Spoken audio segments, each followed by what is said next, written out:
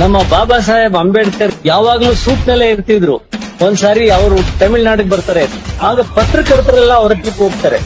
ಏನ್ ಸ್ವಾಮಿ, ನೀವು star hotel ನಲ್ಲಿ ಸೂಟ್ ಹಾಕೊಂಡು ಇಲ್ಲಿದ್ದೀರಿ, ಅದೇ ಗಾಂಧೀಜಿಯವರು ಸ್ಲಮ್ ನಲ್ಲಿ ಅರಿಸಿ ಬಟ್ಟೆ ಹಾಕೊಂಡು ಅವರ ಗುಡಿಸಲಿನಲ್ಲಿ ಇದಾರೆ, ಏನ್ ಹೇಳ್ತೀರಿ ಅಂತ ಕೇಳ್ತಾರೆ. ಅದಕ್ಕೆ ಹೇಳ್ತಾರೆ ನಮ್ಮ ಬಾಬಾ ಸಾಹೇಬ್ ಅಂಬೇಡ್ಕರ್, ನೋಡಿ ಗಾಂಧೀಜಿಯವರು ಅರ್ಕಲ್ ಬಟ್ಟೆ ಹಾಕೊಂಡು ಒಂದು ತುಂಡು ಬಟ್ಟೆ ಹಾಕೊಂಡು ಗುಡಿಸಲಲ್ಲಿ ಹೋಗಿದ್ರೆ ಅವಾಗ ಏನ್ ಹೇಳ್ತಾರೆ, ಗಾಂಧಿ ಇಂತ ದೊಡ್ಡವರೇನೆ ಇದಾರೆ, ನಾವು ಏನ್ ಹಿಂಗೆ ಇರ್ಬೋದು ಅಂತ ಹೇಳ್ತಿರ್ತಾರೆ.